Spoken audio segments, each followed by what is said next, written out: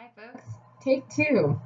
I'm doing restorative justice, and the first definition I want to bring forward, as I play devil's advocate versus one definition and another, is from the Center of Justice and Reconciliation. Restorative justice repairs the harm caused by crime. Victims, offenders, and community members meet to decide how to do that. The results can be transformational. It's emphasizing accountability, making amends, and facilitating meetings between victims, offenders, and other persons. The other definition comes from the Restorative Practices International, which is an approach to problem solving that is based around three concepts of that when crime and wrongdoing occurs, the focus is on the harm that has been done to people and relationships. Second concept, when harm has been done, it creates obligations and liabilities. And then three, the way forward involves wrongdoers, victims, and the community in efforts to heal the harm and put things right. Personally, I see one or two definitions coming forward. The first one is that one approach is about having individuals assist in the renewing of a community they assisted in harming in one fashion or another, and that includes and that is applying to their community personally. The second definition I have that came forward from my research was this approach is another attempt to hold more responsibility to those who have committed the crimes, regardless if they're an outsider or not. And this is in addition to the sentence they have been given.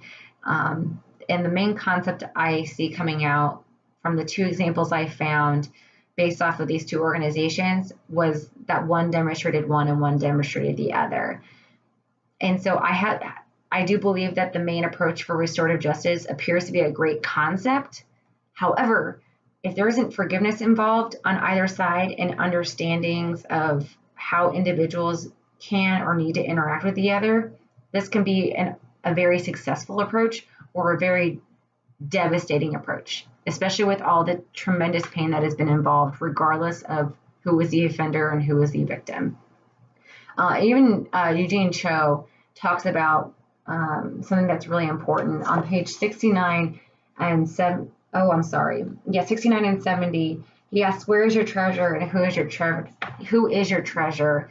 In regards to a story about friends of his that were living in Asia and gave up all their materialistic things, including family heirlooms, in order to have a life of simplicity.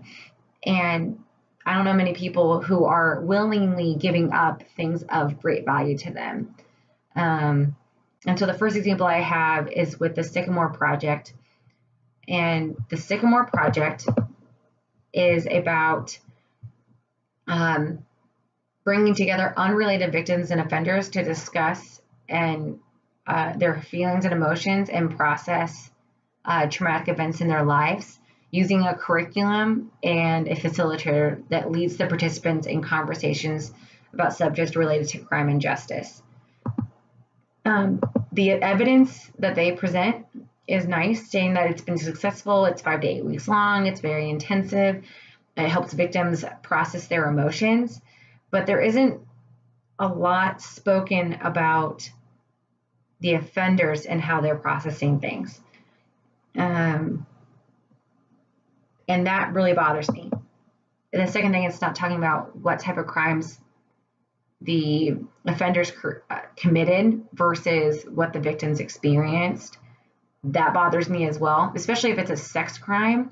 Nothing I found in restorative justice talks about the significant impact of sex crimes. It also doesn't talk about the impact on offenders who were children, 18 and under, that committed these crimes and how they worked things out. So that, again, that bothers me as well. To me, I feel like it was a program that was set up to assist in family members of victims process their emotions without really considering the fact that this could be a really negative impact on the offenders themselves while they're in prison. The second approach is about, that I found as an example, is about when a person who committed the crime is rejoining a community and he is changing himself or herself. The Center for Justice and Reconciliation gave a brief description about this with their Communities of Restoration program that takes place with prison fellowship in prisons in 11 different countries all across the world. And what they do is they work on the holistic wraparound care of an individual, which is spiritual, physical, mental, and emotional. Phase 1, the prisoners learn to live in a community. They're engaging in creative writing. They're beginning to reflect on their lives, and they're working with volunteers and staff to assist their needs and abilities and create tailored plans for recovery. Phase 2, they're working as maintenance in the facility. They're teaching other prisoners. They're serving in a variety of leadership positions, which is outstanding because they're being given confidence and the ability to move forward. And they're engaging in productive work to prepare them for freedom. And then phase 3, they're actually going into the community during the day and then coming back to the prison at night, helping them learn how to confront temptations and real world challenges while still being in their own supportive community. There was a story in the New York Times about a man named Connor killing his fiancee at 19, and out of passion and rage. And at the end, he and his girlfriend's family ended up having reconciliation and forgiveness from the start, and to the point that his girlfriend's family advocated for him not to be given a greater sentence. The difference between that, and that's a third example I have, and it's another source that kind of emphasizes the fact that both families need to be on board, and all families need to be working on forgiveness of each other and of the offender.